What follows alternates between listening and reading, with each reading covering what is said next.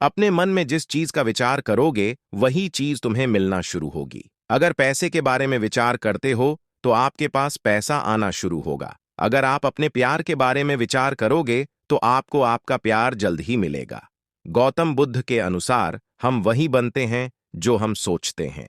जिस तरह कोई व्यक्ति बुरी सोच के साथ बोलता या काम करता है तो उसे कष्ट ही मिलता है, वही यदि कोई व्यक्ति शुद्ध विचारों के साथ बोलता या काम करता है तो उसकी परछाई की तरह खुशी उसका साथ कभी नहीं छोड़ती है। वही गौतम बुद्ध की यह कहानी जो आज हम आपको बताने जा रहे हैं। इसे सुनने के बाद आप जीवन की सभी समस्याओं को चुटकियों में हल करने में सक्षम रहेंगे। दोस्तों, एक बार की बात है, महात्मा बुद्ध प्रवचन दे रहे थे। प्रवचन में आसपास के बहुत से लोग शामिल थे। सभी लोग ध्यान से बुद्ध को सुन रहे थे। कुछ देर में प्रवचन समाप्त हो गया। तब लोगों ने बुद्ध को प्रणाम किया और अपने अपने घर को चल पड़े। पर यह युवक वहां पर ही बैठा रह गया। बुद्ध की नजर उस युवक पर पड़ी तो वे पूछ बैठे, क्या बात है वत्स, कोई जिज्ञासा है क्या? युवक बुद्ध के पास गया और प्रणाम करके बोला, प्रभु, बहुत उलझन में हूं। जितना इस बारे में सोचता हूं उतना ही उलझ जाता हूं। कैसी उलझन है वत्स? बुद्ध ने प्रश्न किया। युवक हाथ जोड़कर बोला, प्रभु, यह संसार कितना विशाल है। संसार में लाखों करोड़ों लोग निवास करते हैं, उनमें भी एक से बढ़कर एक विद्वान, कलाकार, योद्धा। ऐसे में उन सबके बीच मुझ जैसे सामान्य प्राणी का क्या मूल्य है? युवक की बात सुनकर बुद्ध मुस्कुरा दिए। वे बोले, तुम्हारी जिज्ञासा का उत्तर मिल जाएगा, पर इसमें थोड़ा सा समय लगेगा क्या? तब तक मेरा एक छोटा सा काम कर सकते हो प्रभु। यह तो मेरे लिए गर्व का विषय है कि मैं आपके काम आ सकूं। युवक ने पुनः अपने हाथ जोड़ दिए और कहा, आप आदेश करें। प्रभु बुद्ध ने युवक को एक चमकीला पत्थर देते हुए कहा, तुम्हें इस पत्थर का मूल्य पता करना है, पर ध्यान रहे, इसे बेचना नहीं है, सिर्फ इसका मूल्य पता करना है। जैसी आज्ञा प्रभु। ऐसा कहते हुए युवक ने बुद्ध से वह पत्थर ले लिया। उसने एक बार फिर से उन्हें प्रणाम किया और बाजार की ओर चल पड़ा। बाजार वहां से ज्यादा दूर नहीं था। युवक थोड़ी देर में वहां पहुंच गया। वह सुबह का समय था, इसलिए बाजार अभी ठीक से लगा नहीं था। वहां पर इक्का दुक्का दुकानदार ही थे। युवक ने जिज्ञासावश इधर उधर नजर ई। उसे एक पेड़ के नीचे एक दुकानदार नजर आया। वह आम बेच रहा था। युवक उस दुकानदार के पास पहुंचा और उसे पत्थर दिखाते हुए बोला, क्या आप इस पत्थर की कीमत बता सकते हैं? दुकानदार एक चालाक व्यक्ति था। पत्थर की चमक देखकर वह समझ गया कि अवश्य ही यह कोई कीमती पत्थर है। वह बनावटी आवाज में बोला, देखने में तो कुछ खास नहीं लगता, पर मैं इसके बदले 10 आम दे सकता हूं। दुकानदार की बात सुनकर युवक को हल्का सा क्रोध आ गया। वह मन ही मन बुदायर समझता है। इतना सुंदर पत्थर और इसका मूल्य सिर्फ 10 आम, अवश्य ही यह झूठ बोल रहा है। युवक को चुप देखकर दुकानदार बोल उठा, क्या कहते हो, निकालूं आम? पर युवक ने दुकानदार को कोई जवाब नहीं दिया। वह चुपचाप आगे बढ़ गया। सामने एक सब्जी वाला अपनी दुकान सजा रहा था।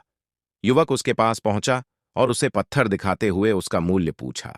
उस पत्थर को देखकर सब्जी वाले की आंखें खुशी से चमक उठी। वह मन ही मन सोचने लगा, यह पत्थर तो बहुत कीमती जान पड़ता है। अगर यह मुझे मिल जाए तो मजा ही आ जाए। क्या हुआ भाई, कहां खो गए? युवक ने दुकानदार की तंद्रा तोड़ी। सब्जी वाला चौंकता हुआ। युवक आगे बढ़ गया। सब्जी वाले दुकानदार ने युवक को पीछे से आवाज लगाई, क्या हुआ भाई? अगर आपको यह मूल्य कम लग रहा है तो बताएं तो सही, मैं इसे बढ़ा दूंगा।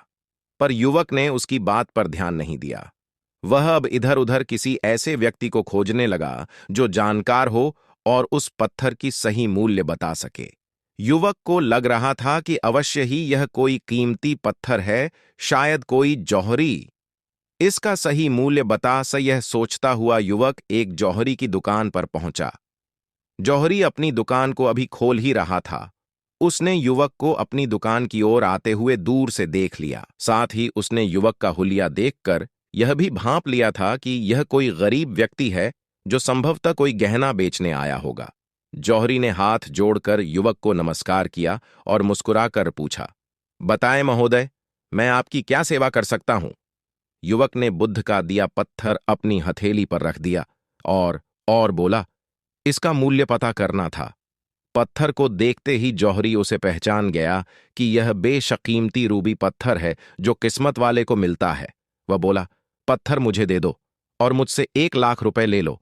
कहते हुए जौहरी ने पत्थर लेने के लिए अपना दाहिना हाथ बढ़ाया, पर तब तक युवक ने पत्थर को अपनी मुट्ठी में बंद कर लिया था।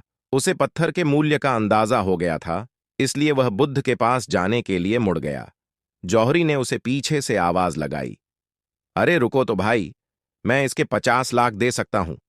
लेकिन युवक को वह पत्थर बेचना तो था नहीं, इसलिए वह रुका नहीं और दुकान के बाहर आ गया। पर जौहरी भी कम चालाक नहीं था। वह उस अनमोल पत्थर को किसी भी कीमत पर अपने हाथ से जाने नहीं देना चाहता था। वह दौड़कर उसके आगे आ गया और हाथ जोड़कर बोला, तुम यह पत्थर मुझे दे दो, मैं इसके बदले 1 करोड़ देने को तैयार हूं। युवक को जौहरी की बातों में अब कोई रुचि नहीं रह गई थी। वह जल्द से जल्द बुद्ध के पास पहुंच जाना चाहता था। इसलिए ना तो वह रुका और ना ही उसने जौहरी की बात का कोई जवाब दिया।